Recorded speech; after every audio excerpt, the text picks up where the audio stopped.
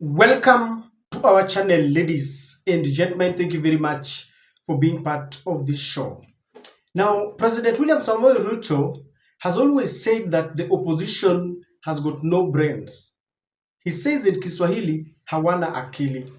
I have always accused the president of using foul language against the opposition. But when I come to think of it, I have realized that there is a department in this country that has got no brain. It is not the opposition. And William Ruto has confirmed it today that there are some people who are operating, I think they have suspended, because I don't think there is anyone who has got no brain, but sometimes they suspend the intellect and the reasoning capacity. I'm talking about our parliament. A few months ago, William Ruto stood on parliament, the floor of parliament, and to their face, William Ruto told them that they are corrupt and rotten to the core. And the president told them that he was going to be on their neck and they would be arrested because the president said they were taking money, bribes to pass certain bills and to exonerate people with questionable characters. We need a conversation. There are legitimate concerns on how resources are being spent at the counties. There is. We cannot also run away. There is legitimate concern. Let me ask, for example, the latest Sokohuru in the Senate. Because you have to accept, by virtue of the position I hold today, I am a consumer of raw intelligence. I know what's going on. Where does somebody find 150 million? Where?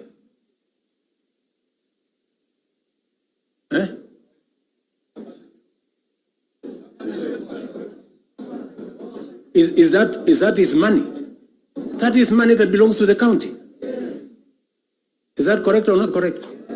Yes. Let me ask you, members of parliament who are seated here. Do you, for example, know, do you, for example, know that a few members of your committee collected 10 million shillings so that you could pass that law on anti-money laundering? Did you get the money?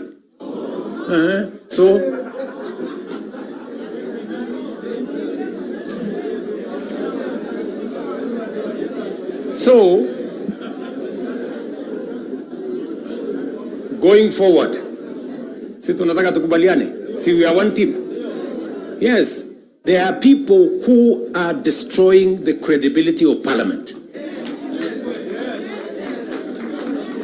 And they are collecting money in the name of parliament. And some of the time, or most of the time, that money never gets to parliament, it gets to a few people. We are not going to shame them. We are going to arrest them. Yes.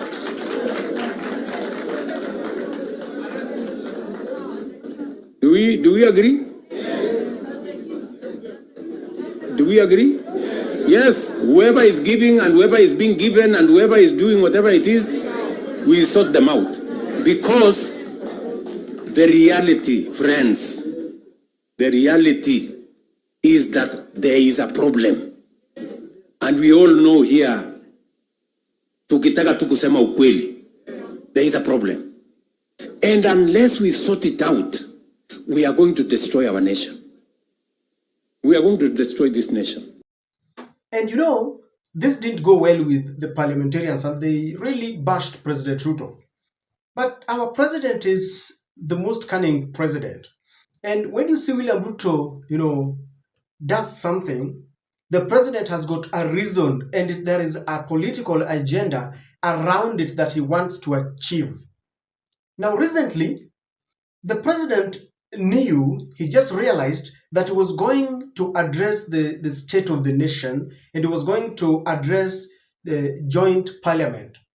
the Senate, and the National Assembly. And the president knew very well that he had accused our parliament of being corrupt and that he had, vowed to deal with them.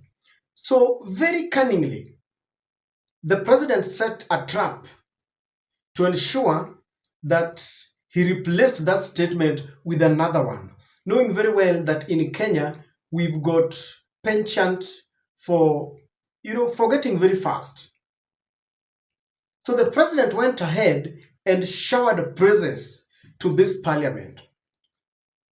That was just last week. When he was doing this, it didn't occur to us that the president had an agenda. He had foreseen that he was going to, meet head on our parliamentarians. And he didn't want to approach them with that tag of the president said we are corrupt. So he decided to praise them. And listen to this. Sababu hiyo ndio tumebadilisha sheria. Ile sheria moja ya NHIF. Sasa tumetengeneza sheria 5. New laws. Na hao wabunge jameni wapigie makofi.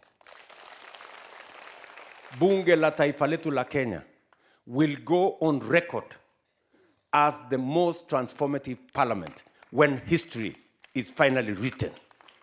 Kwa sababu tulibadilisha hizo sheria zote, sasa kila mtu ako na nafasi ya kupata bima ya afya.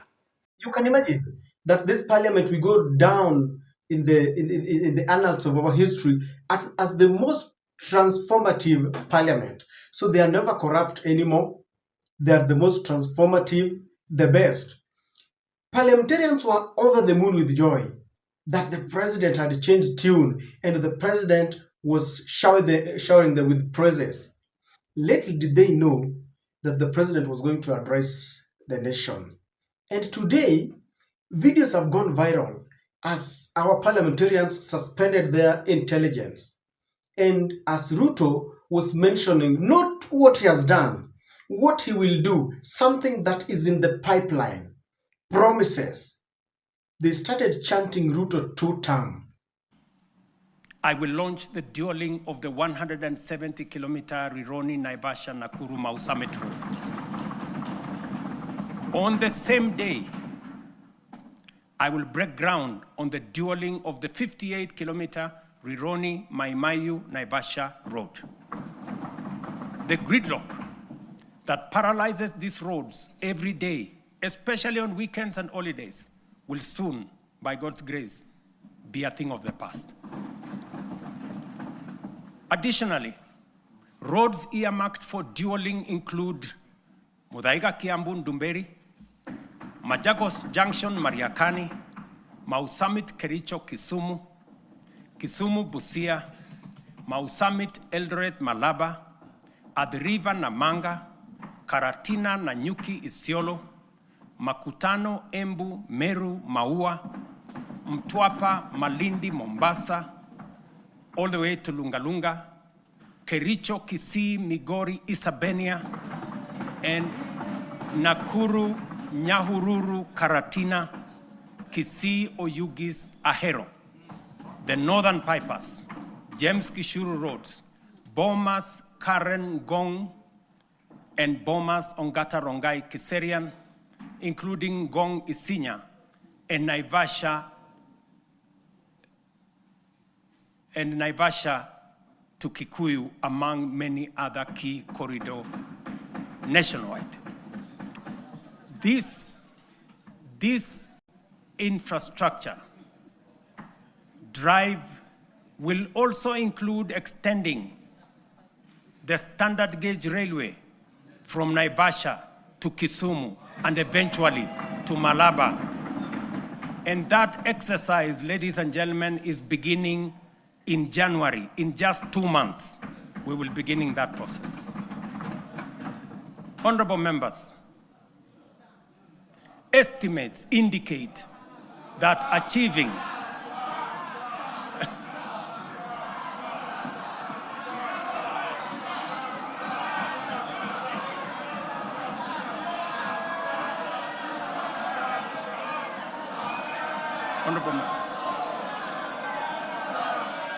Honorable members,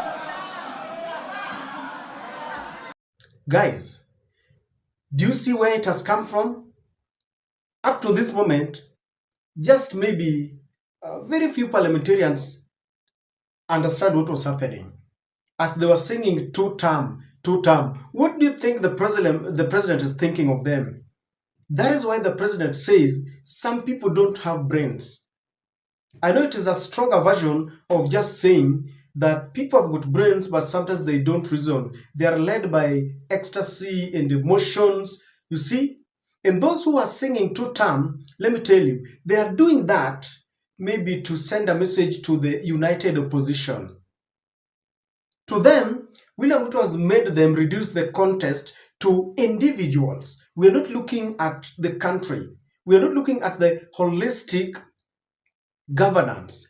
They are now, fighting unseen enemies. Two-term. And the president started it long ago by praising them. As they were singing two-term, because the president is telling them what he will do, what exactly is happening in the country? We have just recently, there was a discussion in parliament of how money that is meant for blood transfusion, a very vital part of our healthcare, has been reduced. When people go for blood transfusion, they are usually given refreshments. The money, even for buying the bottles of soda alone, has been taken away. And the health system is rotten. Honorable Speaker, at the point when I was raising this question, we had very serious challenges with the kids. But may I now inform Kenyans that we do not only have a problem with the kids, but this problem has also escalated even to the refreshments that are given to the blood donors when they go to do the donations. Honorable Speaker, today, the blood donors are required to buy their own refreshments. Honorable Speaker, the impact of this is that there has been increased deaths for patients who are seeking emergency services and blood transfusion. Honorable Speaker, from this the response, I also find that the PS is helplessly hoping to get some well-wishers to donate kits as he awaits budgetary allocation. Honorable Speaker, can you imagine the whole country of Kenya relying on the well-wishers? He says that he's going to do a framework contract. But how does this help if at all you don't have budget? Then he's also proposing to have public-private partnership on issues of blood. We cannot leave the issues of blood to the private individuals. Honorable Speaker, I want to just highlight something because I want to help the PS and I also want to help our chair, Health. I have looked at the shortfall of the budget that the Speaker, this ministry has alluded to. He says that we had 700 million that was allocated, but this was reduced to 300 million. Honorable Speaker, I have been able to allocate, to find where this 400 donated 85 million shillings. ADC Vihiga Church, the president donated 50 million shillings. AIPC Centenary, the president donated 50 million shillings. In Jesus Winners Ministry, the president donated 100 million shillings. Order. AIC was in issue. The president donated 20 million shillings. Honorable Speaker, I have been able to get where the money for blood transfusion has been going to. Order. Honorable Speaker, the president is taking the money for blood donation to the churches and taking them to empowerment programs when Kenyans are left to die. Honorable Kagusha.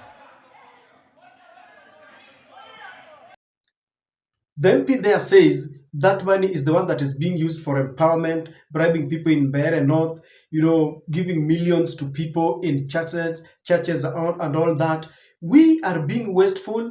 We are crippling the most vital parts of our nation, yet we are busy singing Ruto two-term.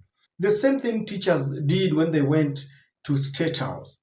Not only that, just recently, Fredrick, who is a potential presidential candidate, painted a very, very pathetic picture of what is going to face our parents after Christmas, because we've got pupils and students who are moving to junior classes and that money has been reduced, coupled with the fact that the capitation fee is not reaching schools in time. And you listen to this and you look at our parliamentarians singing two-term, you're left wondering what manner of people did we elect to parliament? Maybe the top three things that you think need fixing, what would they be? Latif, in January, when schools open, I said the other day, and I'm willing to debate anyone who will challenge me on that, close to between 25 and 30% of school-going kids will not go to school, they will drop out. Because if we do not have enough capitation and we are now asking parents who are taking kids to day schools to pay 9,000 shillings, I can tell you for a fact, and let's be very honest about this, this has nothing to do with politics, it's facts as they are, will not afford to pay that amount of money, and therefore will lose kids who are in school. We have a nice circular from the ministry saying all schools, including sub-county schools, should pay 53,000 school fees. I mean, we know our people. We know the state of our economy in our country. How many parents are going to afford to do that? And you know, we are not a one-child society. We have 2 or 3 kids. And look at how incomes have shrunk. The Kenyan workers today are more taxed than they have ever been taxed since independence. With SHA, with the housing levy, with everything and so on, the level of pain out there is very, very serious. So we are going to witness a reversal of public policy on education that has been there for the last 20 years. So that needs fixing. I honestly think we need to go back to free primary and free secondary education. We can afford it, we afforded it, we just need to manage our country differently and we'll have the resources to do that. Ladies and gentlemen, apart from all the praises, and I know we need to be fair to William Ruto. I know there are things that he's done, but the country needs a lot of improvement. There was no need of praising William Ruto. The reason why I have a problem with singing 2-term, Parliament, has got 3 roles. Representative, they need to represent us. And I don't know whether they have asked their constituents whether we want Ruto to be 2-term. Parliament has got the legislative, role. Do you think they can legislate well if all of them or most of them have been so much engrossed into praising the executive? And it takes me to the the most vital role of Parliament, and that is oversight. If they are supposed to checkmate the executive and they are singing like mad people, they are singing 2-term, do you think these people can hold the executive for accountability? I don't think they can do so. And William Ruto, the executive part of the government, has captured our parliament. And parliament has been pocketed. They are being used to rubber stamp and ratify what the executive arm of the government wants. And that is why we are where we are today. And I'm not saying that it is wrong to applaud the president where it is due. The standing orders are there. I think they're supposed to applaud using their feet. They stamp the feet on the floor. But when you go overboard, like mad people, you start singing 2-term, surely that is not the best way to show support. You cannot, abrogate your roles and you start singing like that, all because you want someone, to see that you love Ruto so much. William Ruto will tell us what he has done, not what he will do, like he will launch this on I don't know, in January. I find that very pathetic, and that is why Ruto believes we don't have brains. It is because of, people like our parliamentarians. And our parliament has gotten into Ruto's trap very blindly, because William Ruto knows what to say when. He knew very well he was going to address the parliamentarians, so he decided to shower them with the praises. They very fast forgot that Ruto had told them that they are corrupt. Or is Ruto confirming to us that he has given them something, because it is he himself who confirmed that parliamentarians are corrupt and that you give them money, they will take it to exonerate you. Maybe they were given something to clap and sing 2-term. You never know. There's a lot of money that is being wasted. I don't know what to think, but that was very pathetic. They really condescended to the lowest level